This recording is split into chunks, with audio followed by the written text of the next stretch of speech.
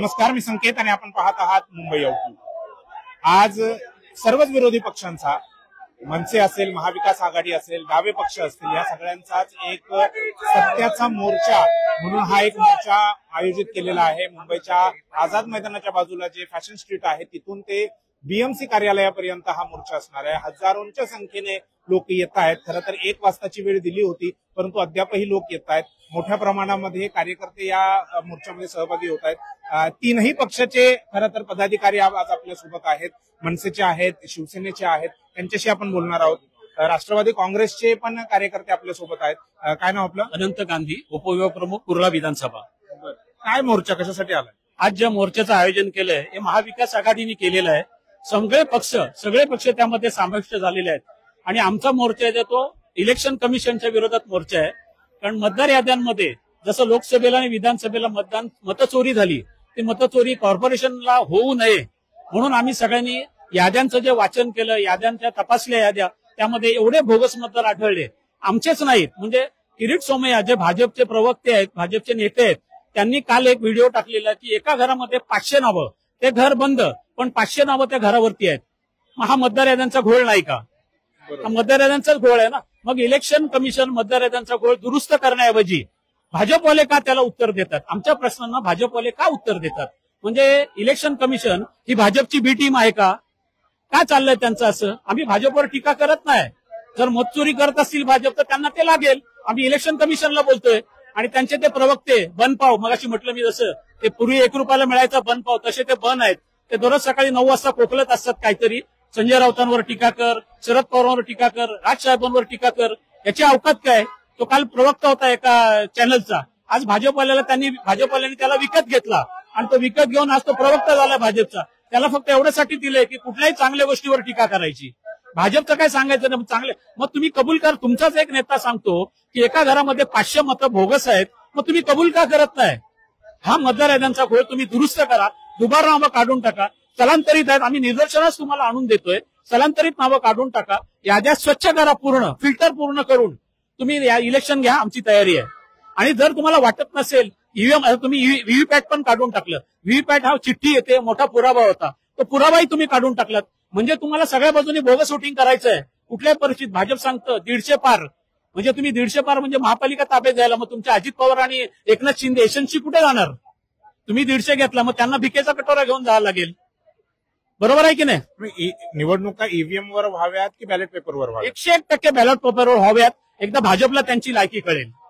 तुम्ही EVM machine मध्ये झोलझाल करून जे मतदान घेता, त्याच्यावेळी तुम्ही देशातल्या सगळ्या नागरिकांची इच्छा आहे की तुम्ही बॅलेट पेपरवर मतदान घ्यावं।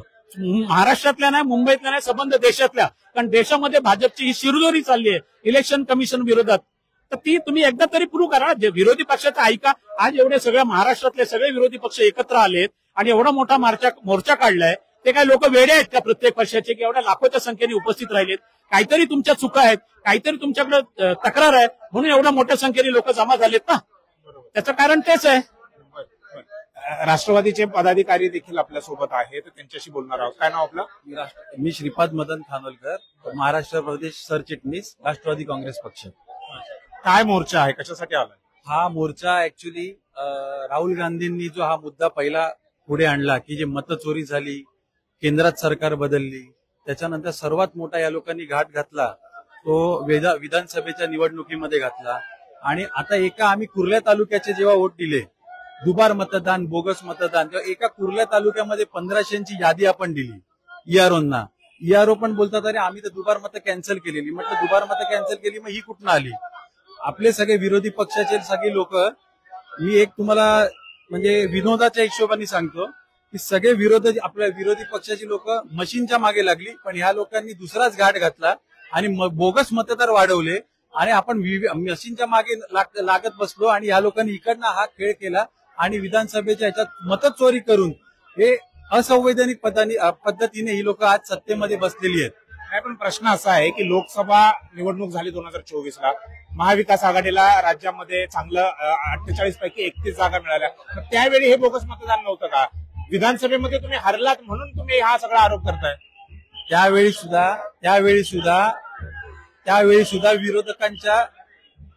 सुद्धा विरोधकांनी म्हणजे आमच्या लोकांनी तेव्हा सुद्धा आवाज उचलला होता. जेव्हा त्यांना कळालं की एवढं सगळं मशीनमध्ये घोळ होऊन पण जनमत ह्या काँग्रेसच्या बाजूने होतं किंवा महाविकास आघाडीच्या बाजूने होतं, हे लक्षात घेता विधानसभेमध्ये आपला पूर्णपणे सुपडा साफ होईल या अंदाजाने हे घेऊन 6 महिन्यात लाडकी बहीण योजनेला पुढे करून या लोकांनी मतदान कसं चोरी करायचं तर हे बोगस मतदान वाढवलंय. अहो शिंदे गटाच्या एका आमदारांनी सरळ सांगितलं ना, 20,000 मतदान टाकून मी निवडून आलोय. मग ते 20,000 मतदान जर स्वतः सत्तेतला आमदार बोलतोय याच्यावर चौकशी झालीच पाहिजे ना साहेब, याच्यावर चौकशी झालीच पाहिजे. सत्तेतला आमदार बोलतोय मी 20,000 मतदान बाहेर आणलं. पण आता निवडणूक आयोगाकडून किती अपेक्षा आहेत? म्हणजे तुमचे नेते भेटले निवडणूक आयोगाला आणि आता तुम्ही रस्त्यावर उतरताय, किती अपेक्षा? बघा, माझी ना निवडणूक आयोगाला आहे ना हात जोडून विनंती आहे, कारण सत्ता येतील, सत्ता बदलतील, या गोष्टी होत राहतील, पण आपल्याला जो आपल्या पूर्वजांनी हा जो लोकशाहीचा पायंड आपल्याला दिलेला आहे आणि त्याच्यामुळे ही लोकशाही जिवंत राहिली पाहिजे म्हणून आपल्याकडे या विविध संस्था, या पूर्वजांनी आपल्या डॉक्टर बाबासाहेब आंबेडकरांनी वगैरे या निवडणूक आयोग वगैरे संस्था उभारल्या, ते ह्याच्यासाठीच उभारल्या की आपली लोकशाही जिवंत राहिली पाहिजे. लोकशाहीचा गळा दाबण्याचा प्रयत्न आज निवडणूक आयोगाच्या माध्यमातून हे सरकार करत आहे, आमचा गंभीर आरोप आहे. आणि ह्याच्यावर जे काही होईल, जेवढं काही आम्हाला काय आवाज उचलता येईल, काय आम्हाला आंदोलन करता येतील, ते आमच्या नेत्यांच्या मार्फत आम्ही आज सर्वजण रस्त्यावर उतरलोय आणि ही लोकशाही अमर राहण्यासाठी आम्ही यांची दडपशाही ठोकून काढू. सरकारने म्हणजे पोलिसांनी परमिशन दिलेली नाहीये तरी देखील तुम्ही रस्त्यावर उतरलेला आहात, कारवाई होऊ शकते.